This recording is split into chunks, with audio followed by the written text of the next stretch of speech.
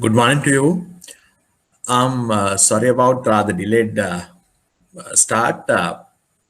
I found it difficult to get access to this link today, and I had to uh, try on several occasions.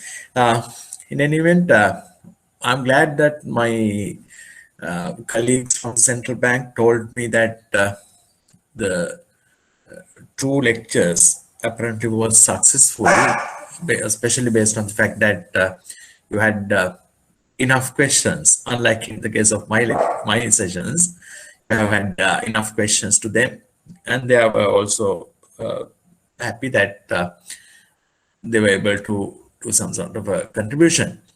And since we have come to the end of the program now, what I thought was not to discuss any particular topic today, but we will be having certain areas to be clarified from the topics we have discussed earlier, from the topics I have discussed, or the topics my colleagues have discussed.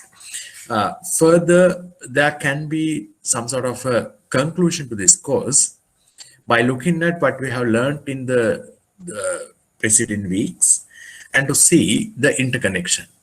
By saying so, what I really mean is that unlike in the case of a professional exam, for example, your IABF and DABF, your aim was a bit different. There, you are given several subjects, and within the scope of each subject, there would have been several topics. So you select certain topics and get ready for a particular subject, and sometimes you go by, you may not be completing the exam in a single go, rather you would be taking a few subjects later on, and so the primary aim there would be to get a professional qualification acceptable to your institutions, and so on. That's what was expected there. But when you are joining this kind of a class, that is not necessarily the aim. Probably you may be interested in the certificate at the same time, or even above that consideration of having a certificate or having a paper qualification. I'm sure that you would have expected some sort of a upgrade of your knowledge, not aiming at a particular exam, but as a day-to-day kind of, since there are a lot of challenges coming in your day-to-day operations, you might have wanted to get some sort of a updated knowledge, some sort of a overall upliftment of your knowledge. That is why I'm proposing to have some sort of a discussion as to what we have covered already, and to see what interconnections are there. How can we talk about a particular topic in the context of one other topic? That kind of a discussion, I think, would be beneficial, especially since you are not working in an abstract environment. If you probably you might think that I'm in lending, probably the other areas may not be of interest to me. No, that's not the case. As I have from time to time mentioned, that all these aspects are interconnected. Not only those things, if you look at today's banker's life, you'll see a lot of other areas are also interconnected. A banker without any knowledge of IT may not be a successful banker in today's context. A banker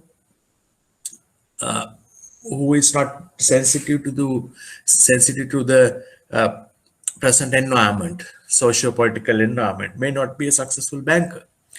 Banker who is not privy to marketing secrets may not be a successful banker. So you have to see that this interconnection between different subject areas, these different disciplines, should always be an interest for a successful banker.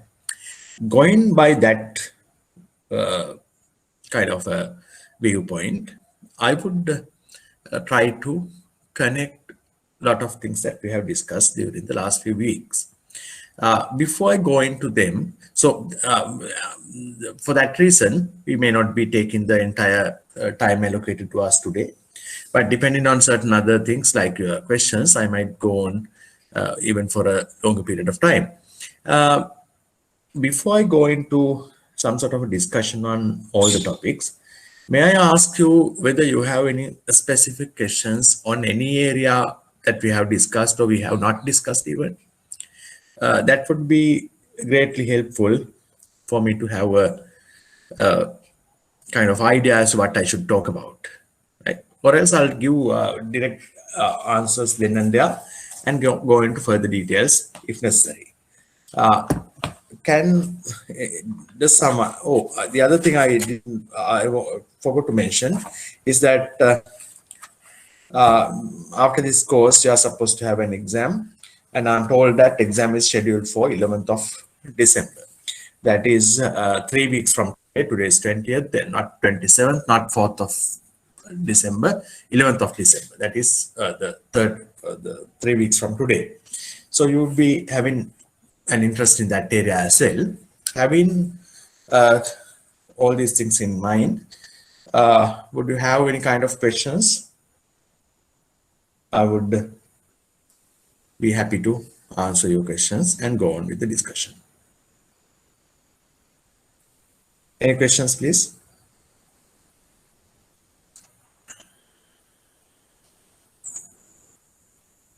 And I think there is a option in this platform that you can submit your questions if you are not fully comfortable in asking a question verbally. You can send your questions. It can Hello, be in, good morning, sir. yeah, good morning. Yeah, Jamini. Yeah. Yes. Please go ahead.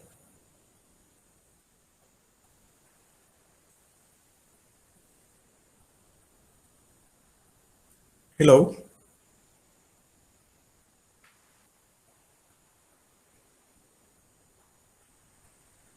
I'm not sure whether you want to ask a question. Anyway, what I want to tell you is that you can send your questions, Maybe different. I mean, by way of written. Sorry, your line got cut off. I didn't hear anything. Hello.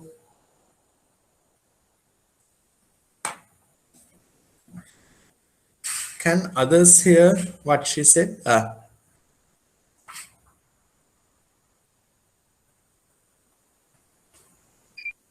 Hello. Yes, yes, please go ahead. Okay, sir, maybe this is to IBSL. Are there any possibility that we can get the past papers of the examination or any other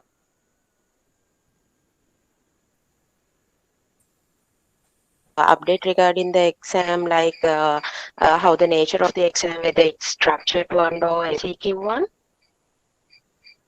Yeah. By now, I'm not totally privy to that information, but my understanding is that normally IBSL would share past papers of certain exams like IEBF and DABF, but not this kind of exams. But you don't have to worry about that.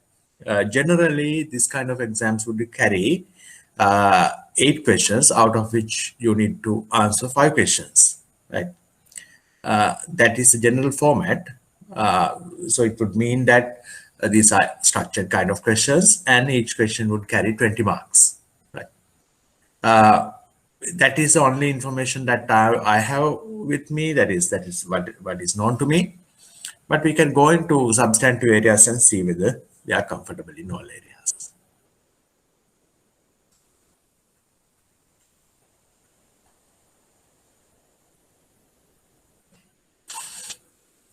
Anyone? Chamini, I don't know whether you can really hear me because your voice broke up on several occasions. Can you hear me?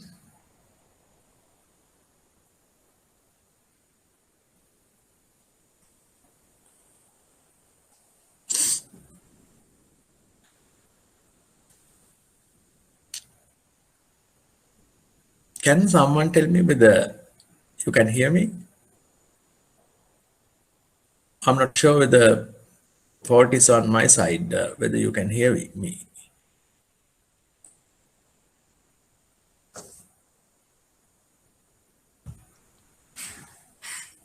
Hello.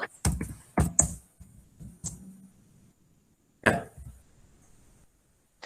Yes, sir, Hello. we Yeah. can hear you, but I think the line is breaking. I don't know whether it's from your side or my side, but the line is breaking and we cannot hear what you're saying in continuous way. Right. Sorry, but this time I heard your voice clearly and without any interruption. If the problem persists, just tell me. But my signals are fully on. My full strength is there. Uh, okay. Any other questions, please?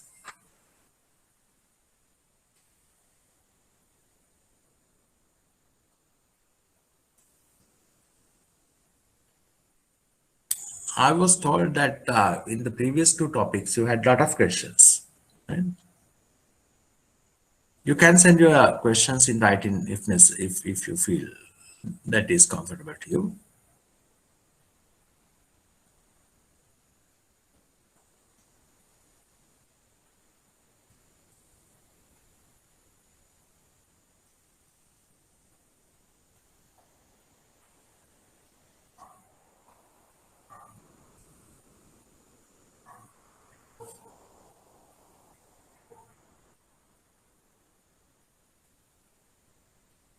No specific questions, then I think I can go on with what I had in mind, connecting different areas. Uh, but if you are free to interrupt at any point of time and ask any question. Right? So I would go back to the initial discussion we had about the nature of banking and financial services and how the modern legal environment is trying to shape the banking and financial services industry by way of legislative interventions as well as common law developments. If you may remember the initial discussion we had, I told you how the banking industry had its early beginning in certain societies and how kind of a specialized industry it was and what kind of a privileges thing to be a customer of a bank those days and as to how the legal system also recognized the position of a banker vis-a-vis the customer. Basically, bank was supposed to be some sort of a specialized entity where customers would go and keep their money, and the law recognized the banker as a debtor who is accepting the loan given by the customer. Customer who keeps his money with the bank was supposed to be a creditor, and the bank who keeps the customer's money was supposed to be a debtor. But with the debtor creditor relationship, there was this parallel development or subsequent development that once the customer keeps money with the banker, the money becomes banker's money. That was the starting point of banker customer relationship. That was the initial outcome of and necessary outcome of banker customer relationship. Once the money is handed over to the customer, that money becomes banker's money and it ceases to be the customer's money. It's no longer customer's money. Customer does not have any control over the money that was given to the bank. Bank was known to have full freedom to deal with that money in whatever manner the bank thought fit, bank thought suitable in respect of such money. So bank would have lent that money to certain other customers. Bank would have used it for its own expenses. Bank would have invested that money in certain other, say, real estate projects and so on. Be it what it may,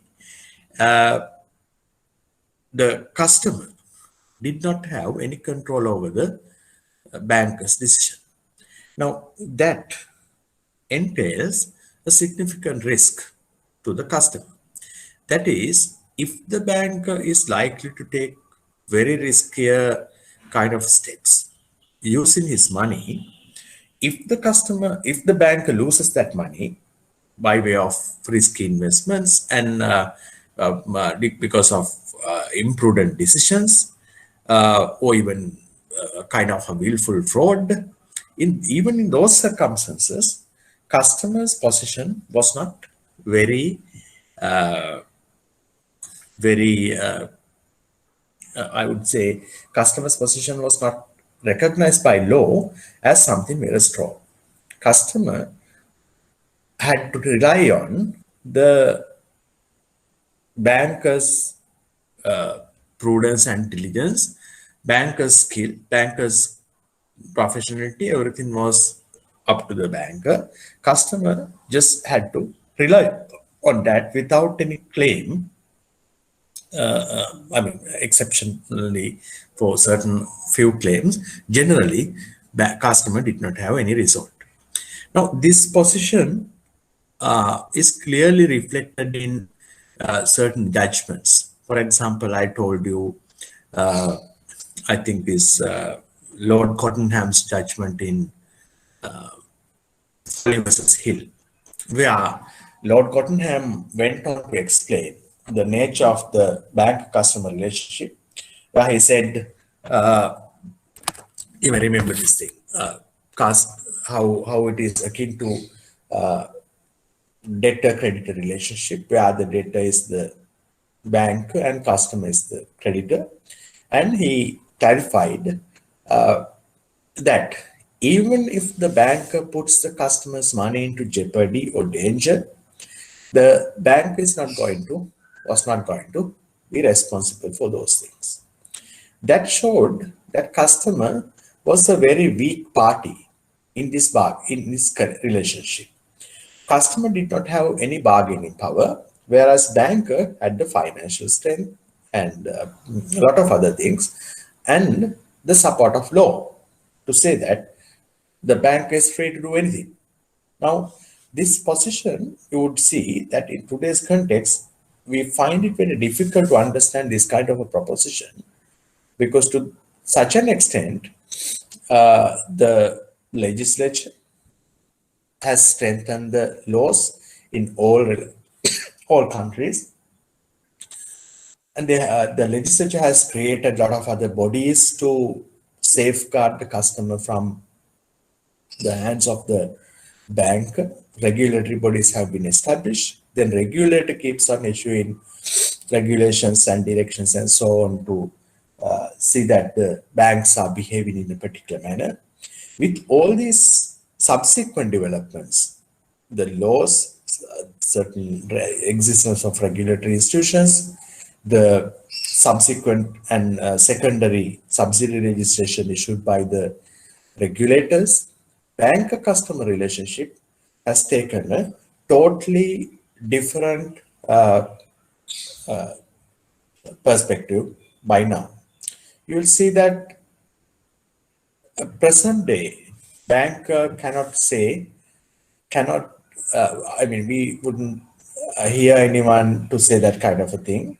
And also, it's not justifiable for a banker to say that we are just having bank debtor creditor relationship, and once the customer kept the money with us, it's up to us, and you are not going to be liable for anything that happened to money. You can't say that. Present day banker is not in a position to tell that kind of a thing before a court of law, because there are a lot of things. That is why I say that these subsequent laws, statutes, have been very helpful in striking some sort of a delicate balance between the traditional thinking that banks are very powerful and they can do anything, and the subsequent concerns about consumer protection. When the bankers wanted freedom to do their business without serious interventions from the courts, this kind of early, say, 19th century decisions are there. But now that is not the case. Presently, courts would always be sympathetic towards the customers, be it a depositor or a borrower. In both cases, generally, I think those of you who would be taking part in legal proceedings and at least kind of help in that kind of processes would know that sometimes the judiciary goes on to such an extent that they try to protect the customer somehow from the decisions of the banker. Now, to share my personal experience, about 1 year back, uh, a particular district court judge was hearing a case pertaining to a leading bank in Sri Lanka, and it was a recovery case. This bank has filed a case against one of its customers to recover money. While going into the kind of the hearing stage of this case, when the trial was being taken place, judge has had a kind of peculiar suspicion about the procedures followed by the particular bank, which, uh, and he has basically given a court order through the registrar of the court to the central bank, asking whether this particular bank has followed the proper procedure in this particular case in this particular loan matter. Then when I got the court order, I obtained information from the bank, and I also found that the bank has not followed proper procedures, and they have just tried to go to the courts and recover the money because they have done certain things wrong. So they have just gone to the courts without following proper procedures. Then I asked one of my officers to be present in courts and inform the position to the court. My officer, I think that was one of my two colleagues who spoke to recently. She went to courts and informed the court that this particular bank has not followed the proper procedures. Then the court has issued another order asking the central bank to conduct an investigation in this incident and take necessary steps against the bank. I think that was little too much. Then I wrote a very clear letter and informed the court registrar that this is not the central bank's mandate. We would be doing our mandate in any event according to law, but we would not be going into individual incidents like this. Therefore, we were not in a position to adhere to that request, but we said that we would be taking necessary steps.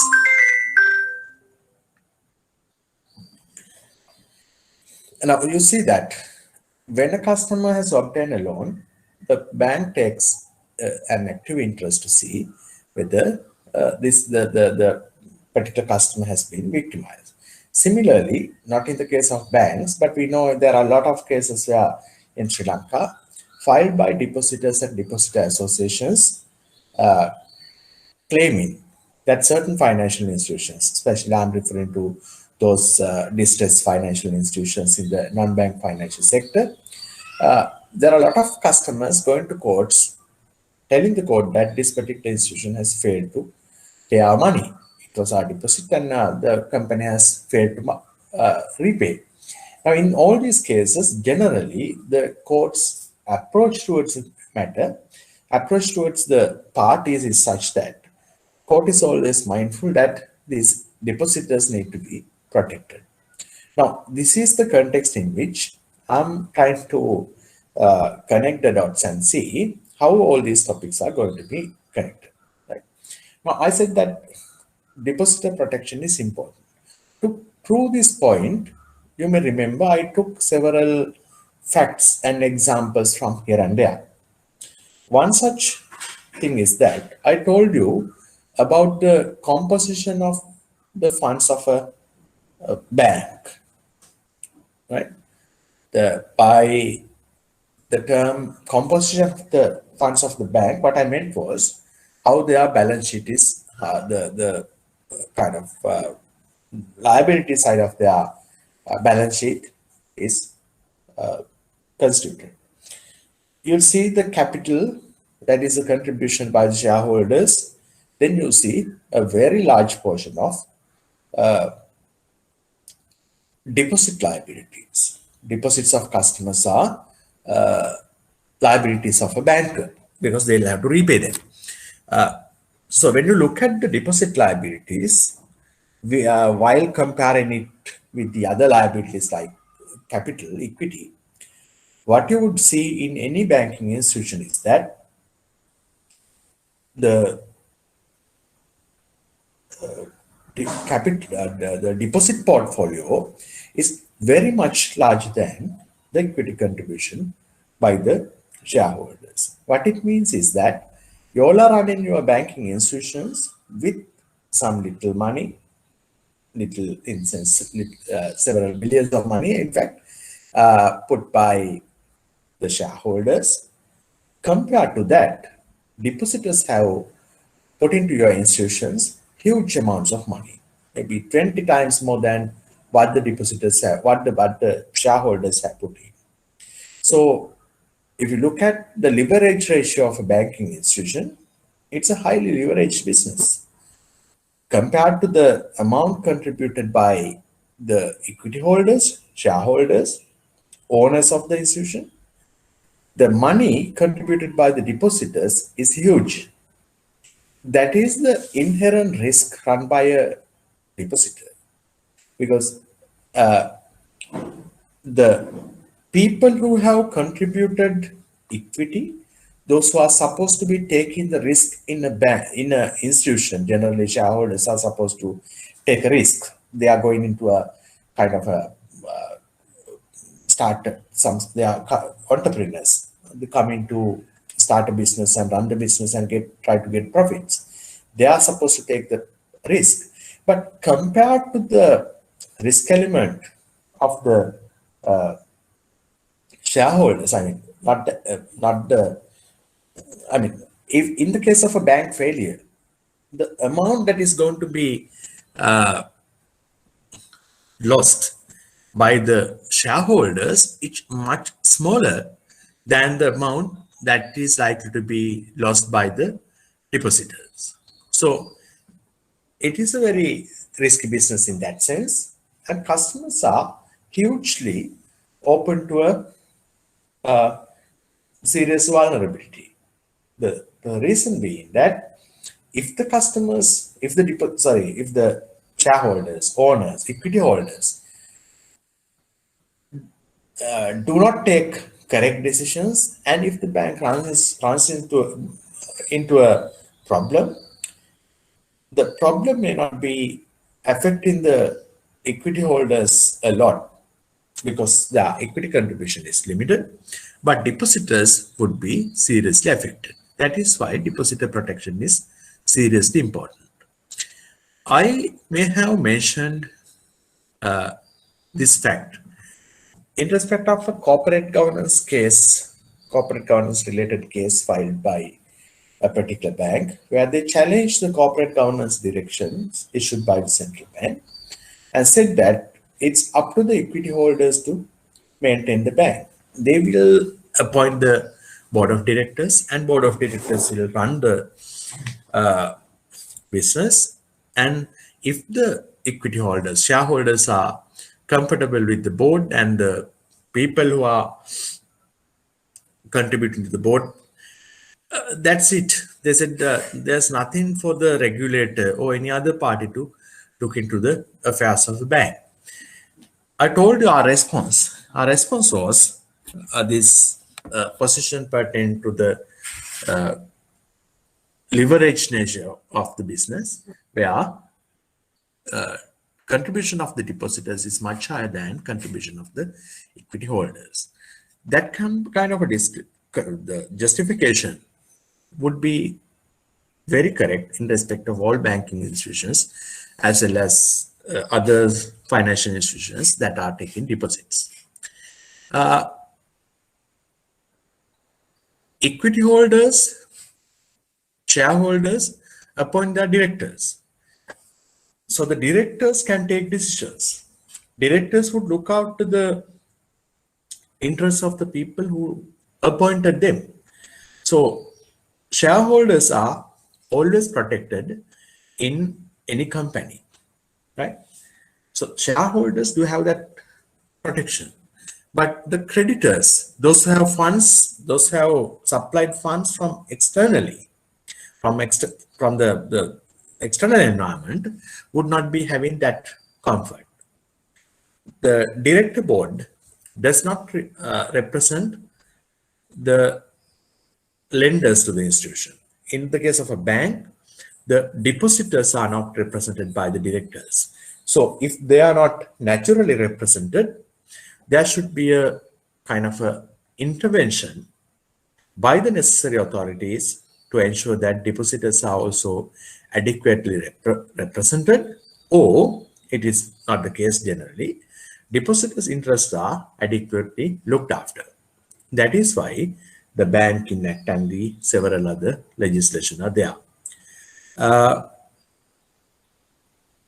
Now, if you look at the statutory provisions that we have discussed from time to time, when we were discussing the Banking Act, we saw that when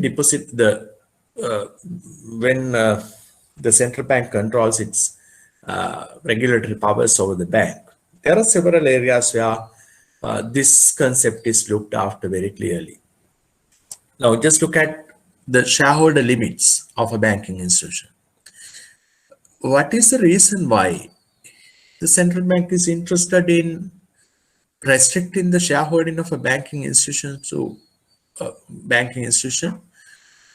to a particular percentage in the case of a depositor, in the case of a shareholder? We say that no one can hold more than 10% of the shares in a banking institution, in a licensed commercial bank, without the monetary board's approval. Even with the approval, even the presently available approvals, ordinarily do not allow anyone to hold more than 15% of the shares. Only in exceptional cases that we would allow someone to go beyond 15%. Now, these restrictions in the statute itself and those introduced by the regulator would ensure that there is no unnecessary and unadvisable kind of concentration of shareholders. Just imagine the case of a single shareholder. You all know that under the Sri Lanka's Companies Act, there can be a single shareholder company, or even a handful of people, 2-3 people can get together and start a company. Just imagine a situation where there is a single shareholder or 2 shareholders start a bank and put some money and do business. There is no proper diversification of investors. They are in the process of a business, and large number of depositors come in and they put their hard-earned money into this institution and expect a good return and the safety of the funds. While the entity is going on, the single shareholder or husband and wife who started the business may not be having an active interest in the depositors' money, and they may be having a very luxurious life because a lot of money is available at their disposal, and the entity might go into difficulty.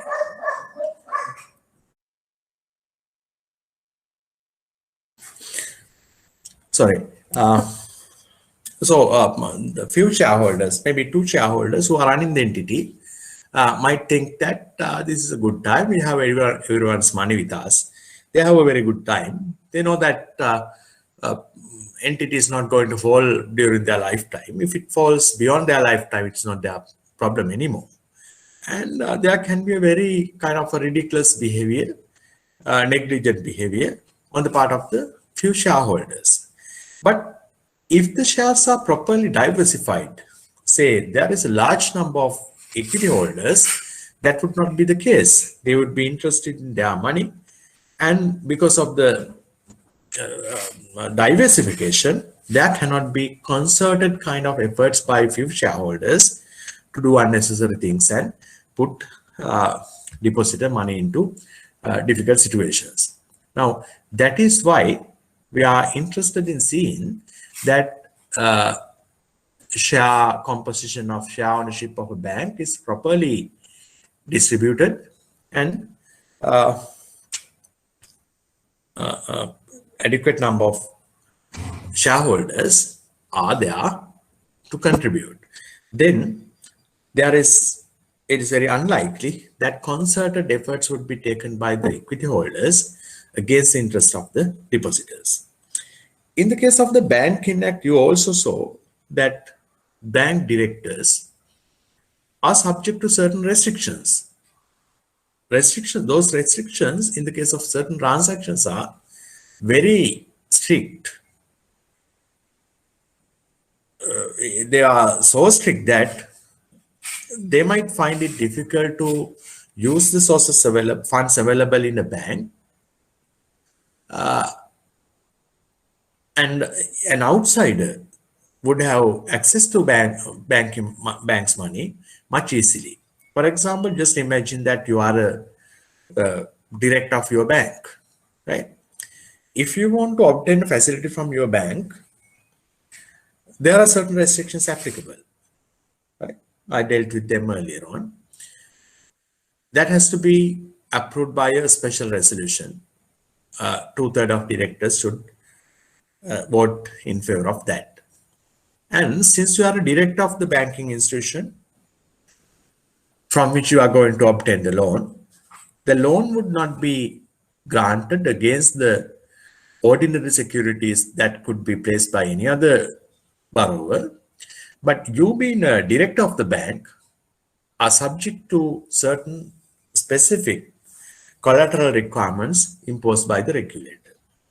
So if you are a director of a particular bank, it's much more easier for you to obtain a loan from any other bank than obtain a loan from your bank. So these kind of things are there to prevent directors of the company exercising their authority and their powers against the interests of the depositors. Earlier, I told you that shareholders are prevented from exercising unnecessary control over the business of a bank by having certain legal requirements. Now, shareholders' representatives, I mean directors, are also prevented from doing this kind of thing by way of these strict regulations. Now, this is not only in relation to a loan that would be obtained by the bank director. Say one of his close relations is going to obtain a loan. The same condition applies. Probably if his wife wants to obtain a loan from the bank, she might be complaining, what is your bank? They are asking for unnecessary collaterals. I'll go to some other bank and obtain the facility. In fact, that is the idea behind this kind of regulation. If it is comfortable for you to obtain the loan from any other bank, go there. Now, that encourages, that kind of practice encouraged. Why? If you are using the money available at kind of your control, then it may lead to unnecessary practices. Similarly, if you look at certain other provisions of the Banking Act, you would see that directors of a bank are subject to certain stringent controls by way of the screening process. Right? When I say screening process, what I mean is that there are certain specific statutory provisions as well as regulations issued by the central bank, directions issued by the central bank, governing the acceptability of a director of a banking institution. If you look at statutory position, you would see that bankers are subject to a test. One needs to be a fit and proper person to be a bank director. Fitness and propriety is always checked in the case of bank directors and the senior management. Why? If a person is not fit and proper, the law cannot expect that person to be responsible for the other people's money.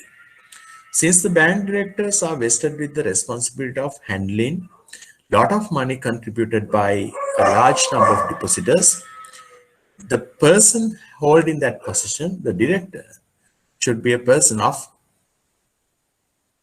kind of a very independent person. He should have a very impeccable and very clear, spotless character to say that the monies are with the safe hands of a director board, right? So you would see fitness and propriety test comes in. It requires a bank director and KMP to be fit, in the sense they should have proper educational and professional experience, professional qualifications, as and effective experience. Now, this kind of requirements pertaining to qualifications and experience would ensure that the right people are coming into the bank as directors, as far as the positive attributes are concerned, qualifications and experience are concerned. Suitable qualifications, the educational and professional qualifications and experience should be there. And what is more important in fitness and propriety is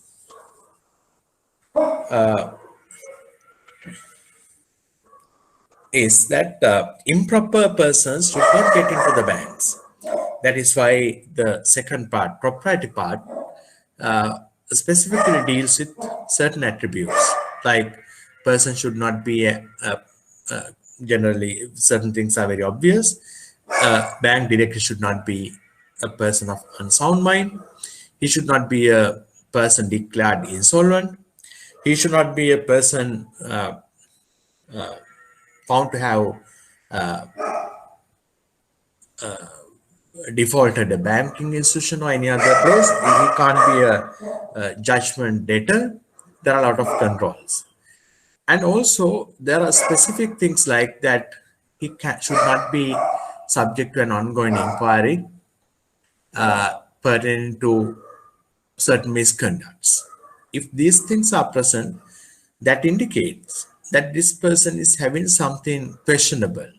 There are certain things that are not very comfortable about this person, and that kind of a person is not allowed to become a director of a banking institution. What if someone joins a banking institution without the knowledge of the regulator, or certain things have not been disclosed? Give me 1 minute.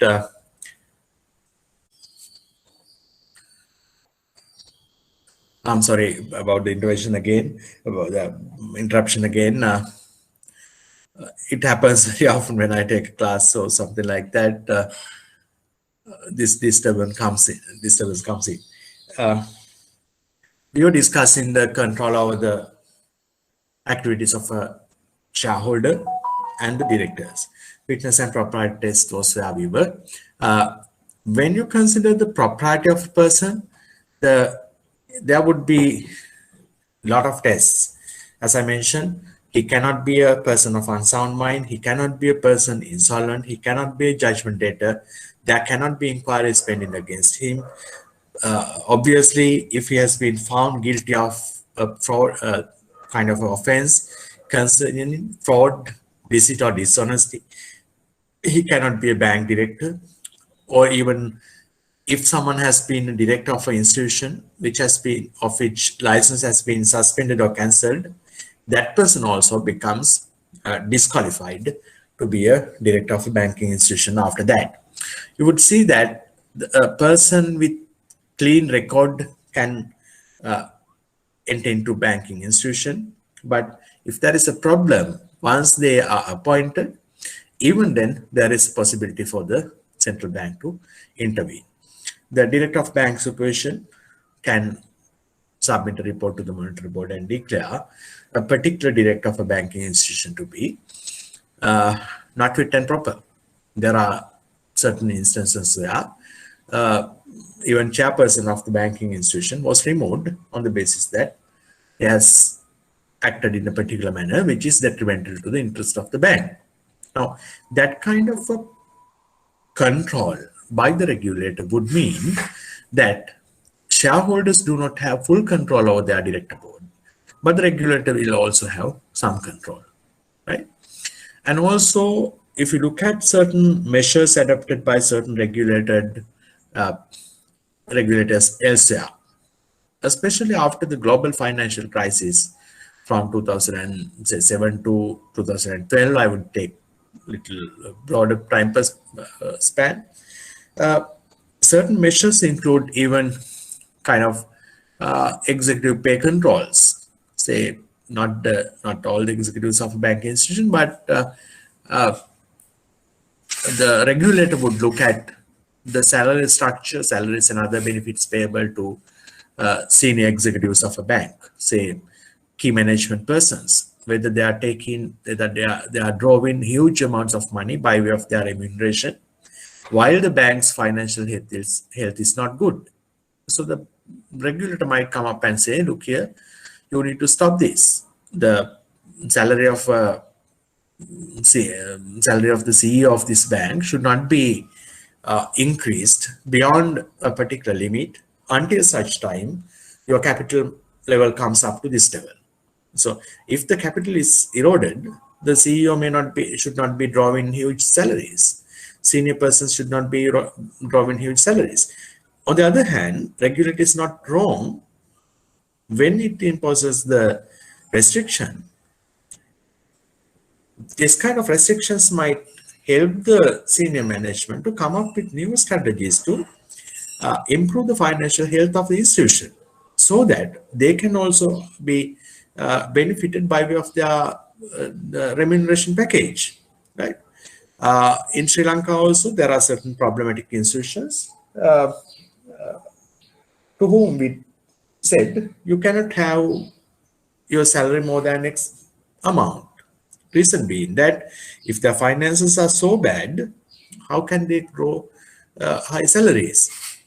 These kind of things are coming in, not because the regulator is too nosy and goes into uh, check other people's affairs, but to see that if the institution is not having a good financial health, there cannot be good financial benefits for the executives. In turn, what it ensures is that depositors' monies are protected. If the institution is not having a good financial health, what it means is that depositors, those who have contributed money to the institution, are at risk. That is why it is necessary that risk is adequately addressed. So one way of addressing it, that one definitely uh, definite way of addressing it, so that senior people who are responsible for that kind of unacceptable behavior also feel the uh, risk is that by introducing executive pay limits, remuneration limits. That is one thing which is very rarely invoked, but possible. You would see that why the regulator goes into all these areas is to ensure that necessary controls, necessary protections are available to uh, the depositors who have kept their hard-earned money with the institution. Right? Even like if you go into a lot of other things in the banking act, you see that these prime concerns about protecting the depositors are always there. Say the businesses in which a bank may invest, the the subsidiaries a bank may keep, In all these areas, the idea is that you can keep subsidies so long as your focus is not uh, affected. Look at the way in which directors are appointed on top of the uh, fit and proper test applicable. You would see that how the situation pertinent to cross directors. Now, if you are in a kind of a trade, some company that is doing some kind of some other business, it is possible that you are a director of company A as well as company B, which are doing same kind of business. That is possible. But in the case of a banking industry, there is a specific prohibition that a director of a banking institution cannot be a director of another banking institution. You see, that is, when you look at the competitive nature of the business carried out by these entities, you can't allow a particular person to have that kind of a conflict of interest situation. But the restriction is adequately flexible as well.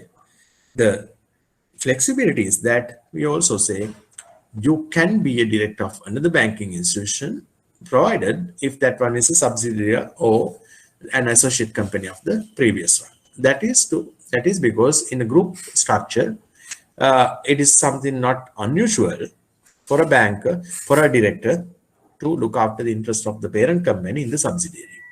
Now, that is allowed. That flexibility is there. Subject to such flexibility, what we always say is that uh, there should be strict controls as far as the uh, integrity of the operations are concerned, right? Uh,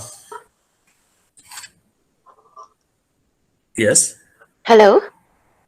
yeah, yes, Ram. Sorry.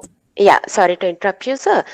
Sir, I don't think that we have covered international trade that is under laws relating to imports and export. So, what's your question? International trade related? Hello. Yeah, that is a chapter that we yeah, that is a chapter that we have that is international trade, and Yeah.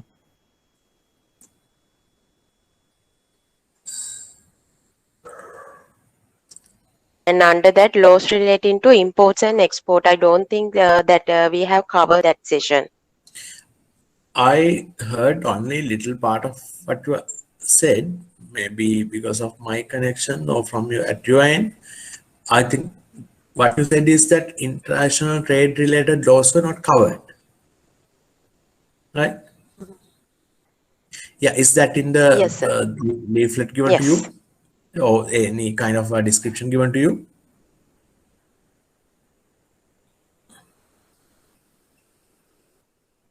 Oh, Yes, sir. sorry. Yes. I didn't think of covering that, and in fact, since I don't have any specific kind of knowledge in that area, I never wanted to include that, and I'll ensure that it is not reflected in your exam as well.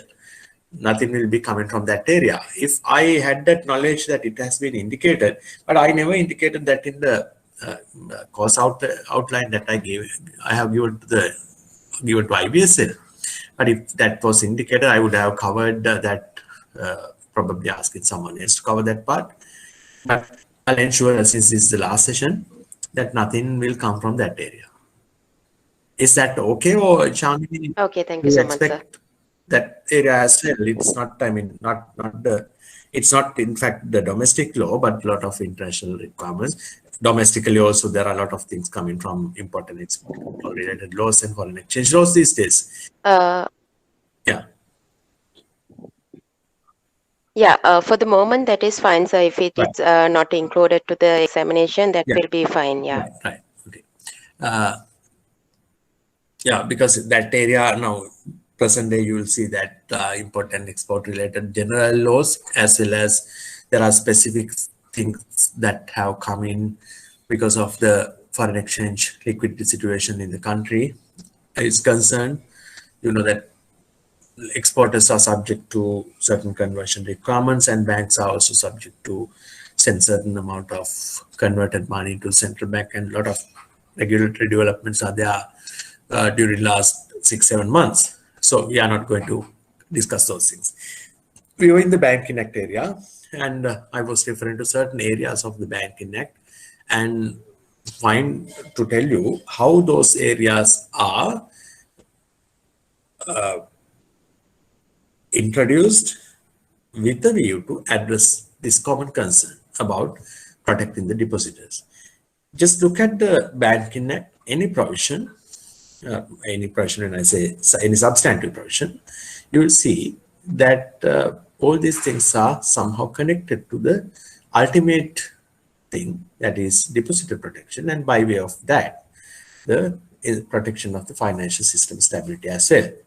Now, one other clear example would be the ability of the central bank to issue cease and desist orders. What do you mean by a cease and desist orders? There's are well popularly known as cease and desist orders. What they mean is that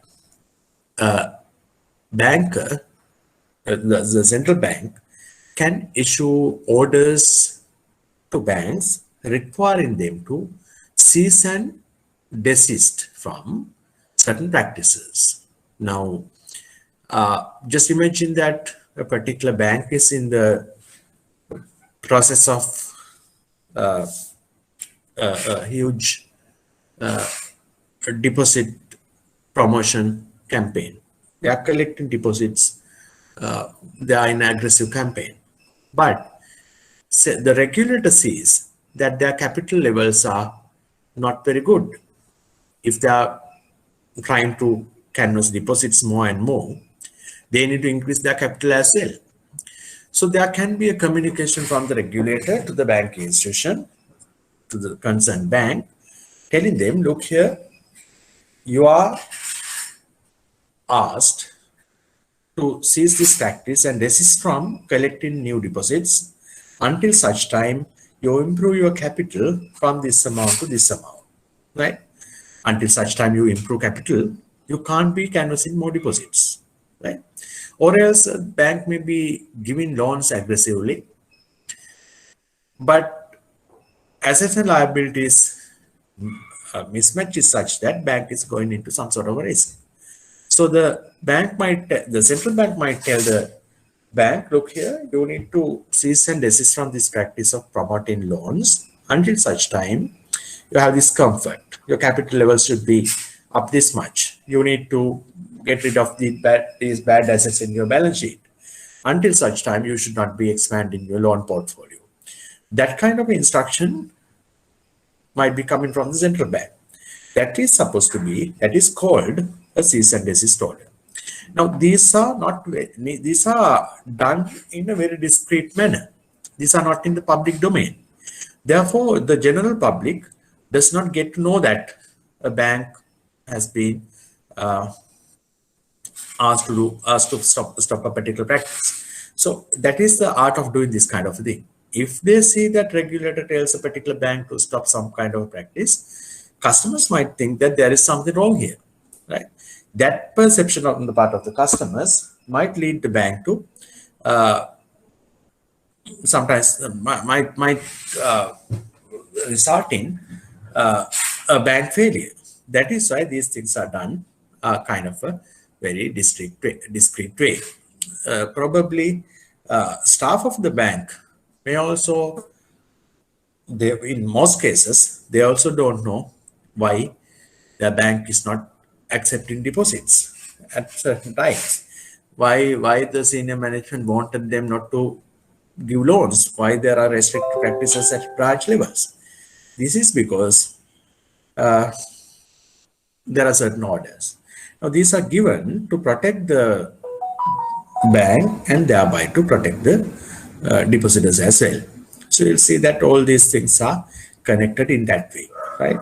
So when I go on to tell this kind of things, you would necessarily understand that this comparison, how the statutory law, how the subsequent developments of law has tried to overcome the difficulties created by the old practices in banking, this area is going to be a kind of a definite area on which we tested, right? How developments in the legal system has protected the customers from the mismanagement of funds by the bankers, probably, right?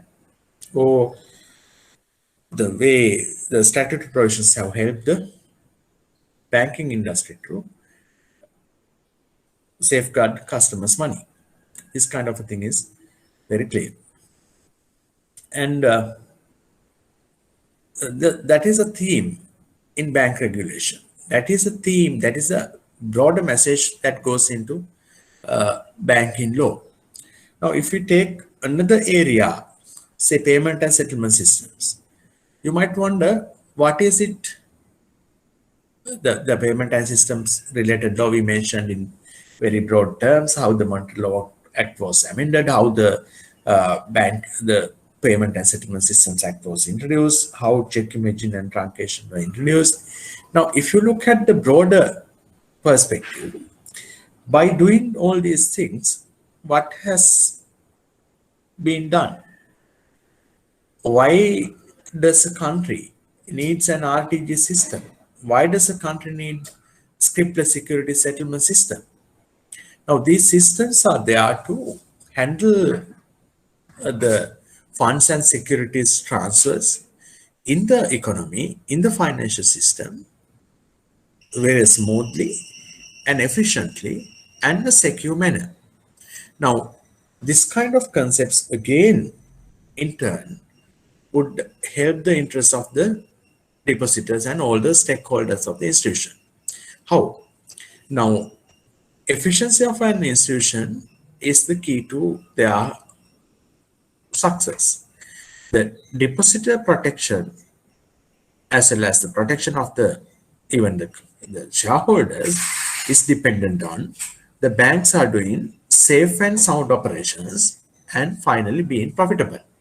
Now you will see that when there is a electronic payment system, things are happening smoothly, rapidly, efficiently, and in a profitable manner. Finally, the benefit of that operation goes into the hands of the shareholders by way of dividends, and that benefit is accrued to depositors as well by way of enhanced safety of their funds and maybe by way of some return by way of interest as well. Now, even when large value payment systems are introduced, efficiency of the system in the efficiency of the financial system would finally be rewarding. That is how people are getting their things done quickly, easily, in a comfortable and secured manner. That improves the interest, the business interest of business community. That is how a society is coming up. That is how a society is progressing. Now you will see that these small pieces in the equation would also help the big picture, the bigger, large economy. Everyone is going to get benefits out of these developments in the financial sector. Now, if I compare certain concepts in the electronic banking area and payment systems area, you will see how much depositor protection is ensured. Now, look at the way the finality related concepts have been developed. Now, in the electronic transactions area, everyone is talking about finality of a payment.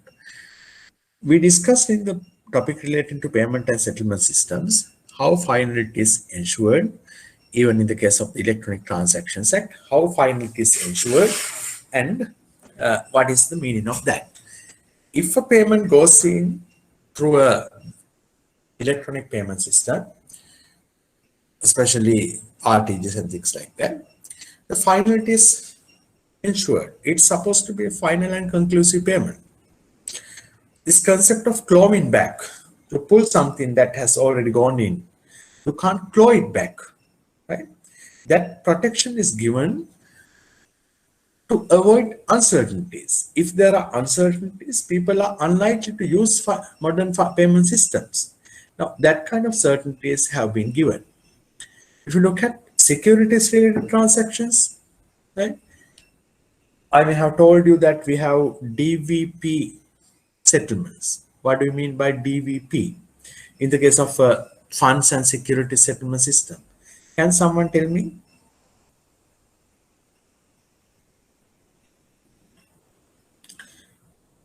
Can someone tell me what is meant by DVP?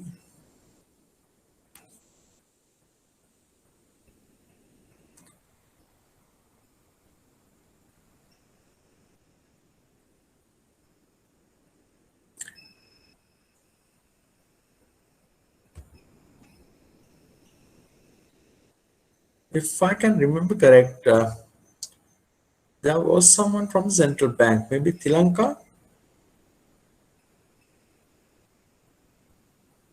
She's not there.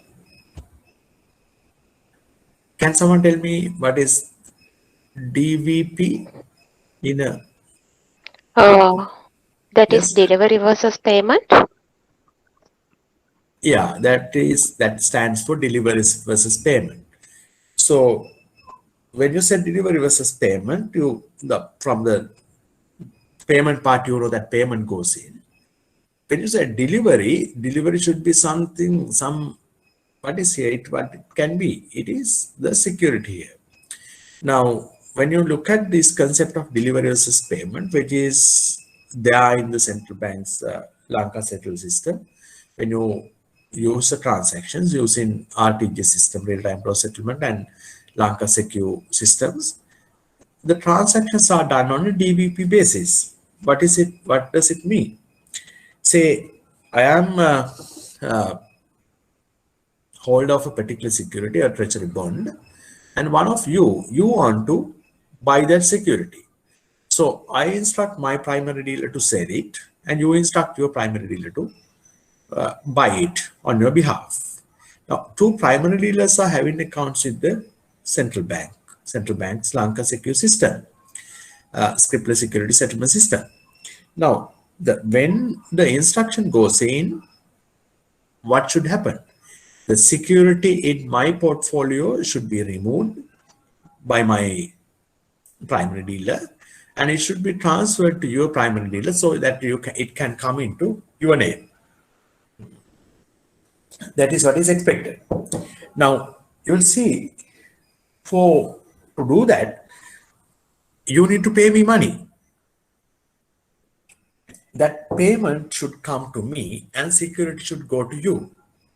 Now, Lanka secure system, where securities are transacted and the RTGS system are connected.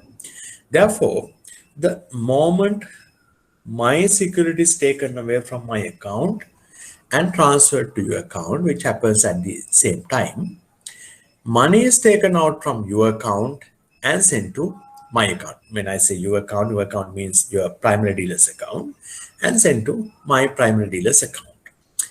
There is not even a fraction of a second difference between the transfer of the security and transfer of the money.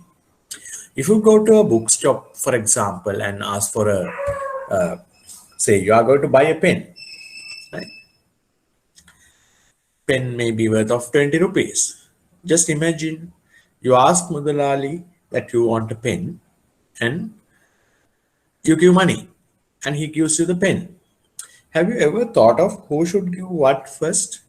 Should you give money first, or should the Mudalali give you the pen first? What if you give the money and Mudalali puts that into his lachua and tells you that no, sorry, I'm not going to give you the pen. Or else just think that Mudalali gives you the pen without giving money, you run away, right?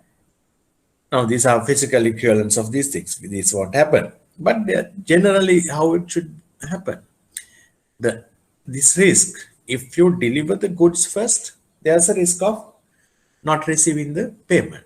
If you make the payment first, there is a risk of not getting the delivery. These are material, not in the case of buying a pen from a grocery store.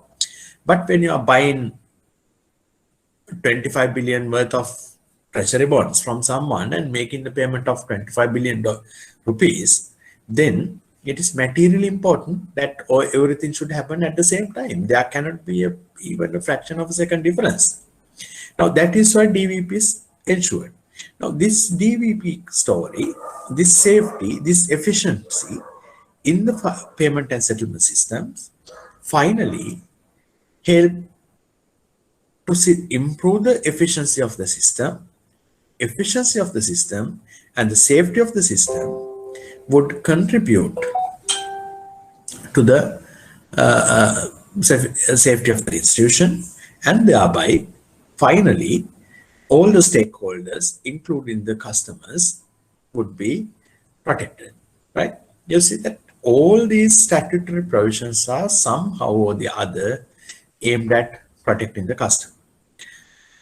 You might ask how Parat execution helps the customer, right? Can someone tell me how it happens?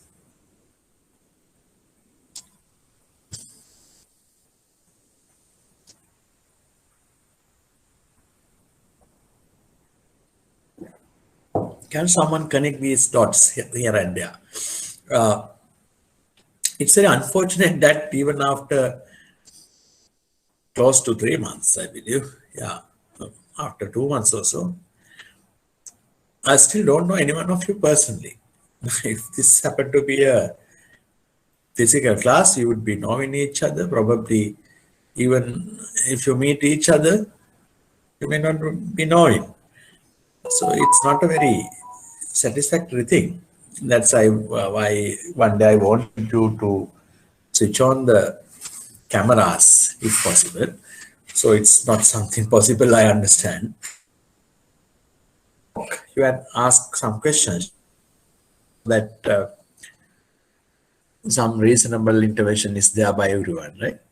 So can someone tell me uh, how debt recovery helps customers? Parat execution helps customers? Do they really help customers?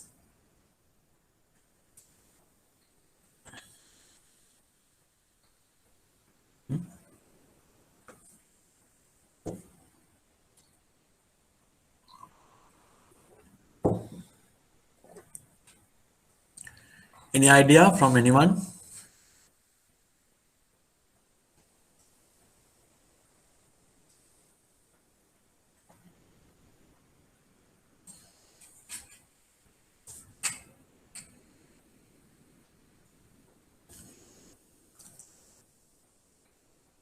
If you are not uncomfortable, shall I name someone? There are some at least whom I can remember had some interventions earlier. Priyakantini, I see you are there. Can you connect this customer protection concept to Parat execution, no recovery of loans, debt recovery?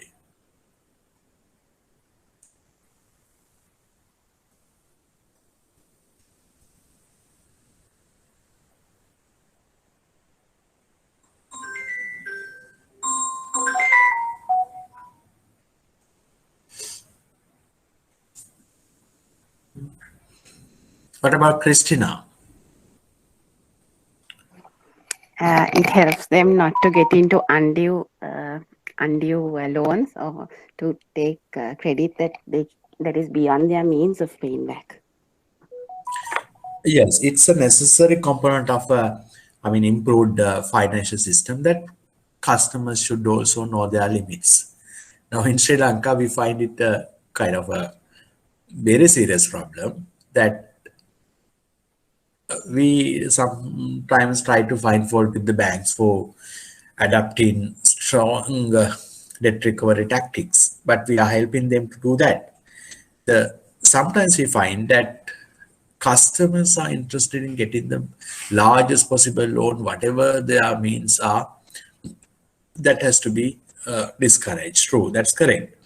And also, I might come up with the other side of the story Now, when you gave that answer, by the term, what you meant was the borrower. And also it can help the customers who are depositors as well. I'll come to that. Before that, since you gave that answer, probably I can connect it to some important aspect you can use in your exam as well. Now, when the central banks and regulators look at the businesses of banking institutions, one particular thing that they would look at is that whether the loans portfolio is healthy, whether this particular asset that the bank is claiming to have is really a strong and good asset. What is this asset I'm talking about? That's a loan portfolio, loans and advances. Now, the bank may have given lots of loans and advances and says that all these things are in our balance sheet and therefore our balance sheet is very strong. We have a large balance sheet. A lot of loans have been given. That can be the case. But if loans are bad, then what is the case? What is the strength the bank is having?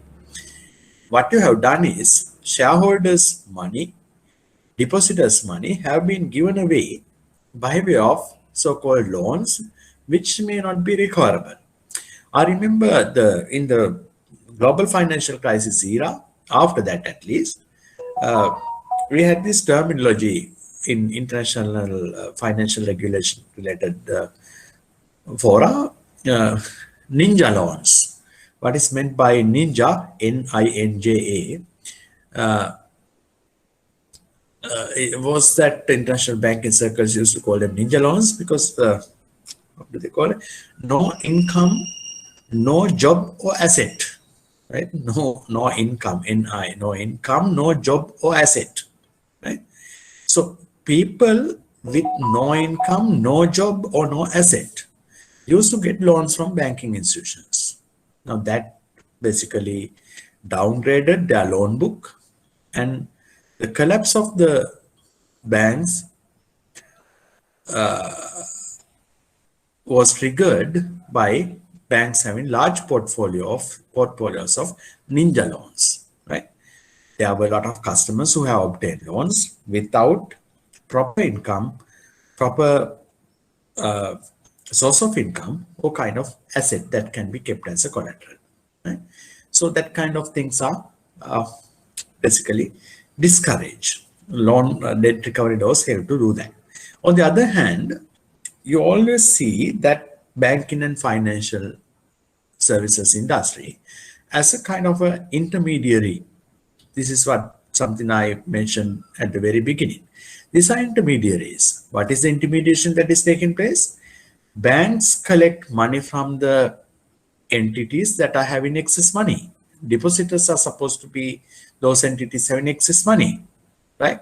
Someone who is depositing, say, 5,000, 10,000 rupees in the bank after the salary day is supposed to be having excess money. That is why he is keeping money with the bank. That excess money is channeled to deficit entities, those who need money. Those may be sometimes big companies who need to start a project somewhere, right? So by way of loans, customers' money, depositors' money have been given to these institutions. If the recovery is not strong, who is going to be affected? If they can't recover if the banks can't recover the money, they find it difficult to repay the depositors.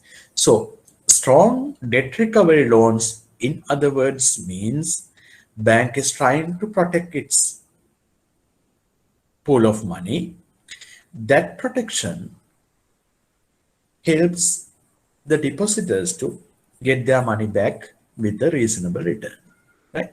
So whatever the topic that we have discussed, I'm not going to tell that this is the only objective, but it is the prime objective in banking regulation. There need to be strong institutions. The strong institutions need help the kind of a strong economy, and all these things are there. But I just want to keep on in this kind of a course the focus on customer protection. Customers need to be protected. Then only money is coming into banking channels. You see that if the customers lose the trust in the banking institutions, They will not come to you. They will deposit their money. They will not deposit their money in your bank. They will rather prefer to keep the money under the proverbial mattress. So in Sri Lanka's context,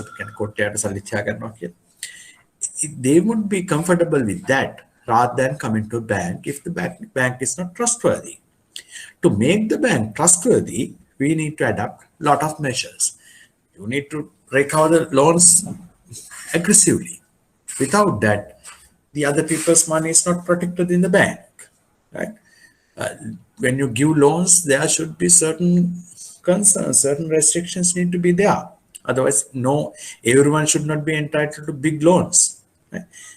That is not because we are not interested to see that people are doing business with loans. They should be encouraged to do that. But at the same time, those who contributed their hard-earned money to run these institutions should not be put into jeopardy. That is why statutory intervention comes in and tell these people, tell the banking institutions, you need to be careful. Right? Careful for the sake of money, people who put money. Number one, depositors. Number two, shareholders. Right? This is how I would connect most of these topics that we have discussed. Right? So I think you must also have that focus.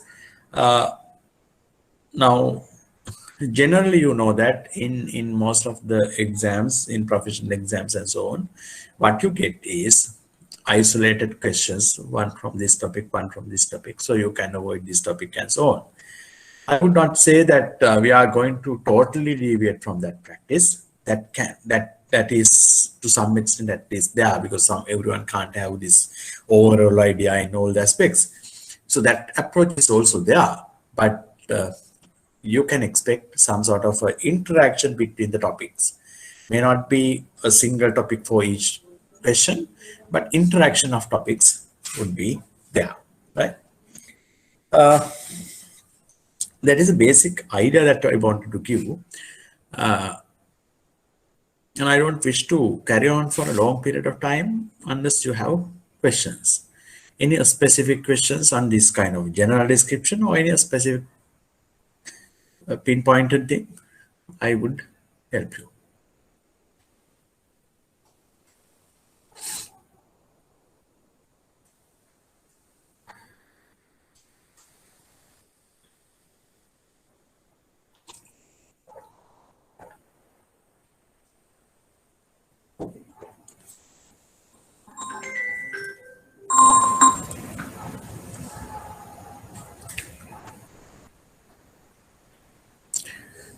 No one is having questions?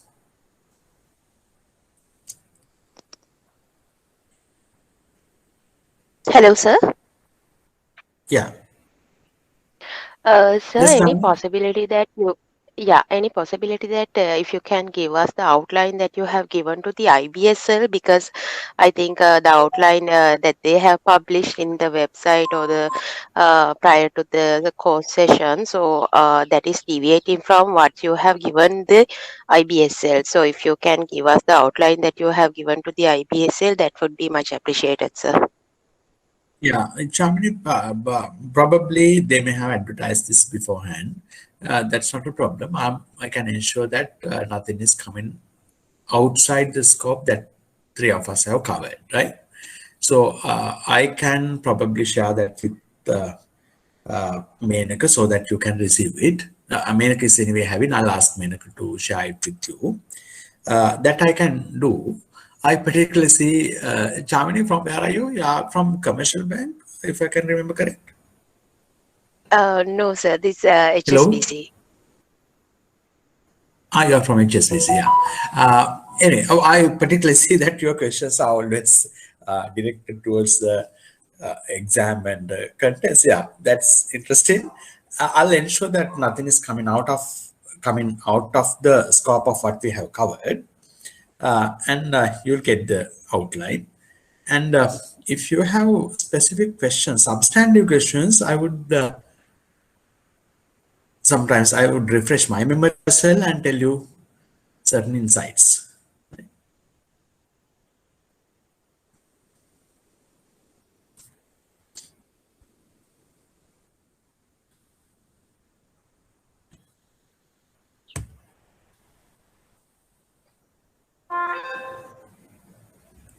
Okay, thank you so much, sir.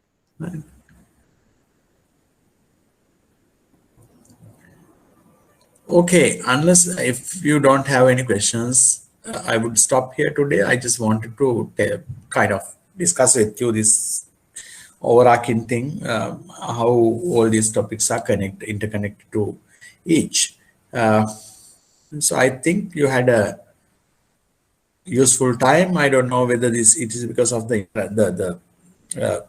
virtual environment that we are working in.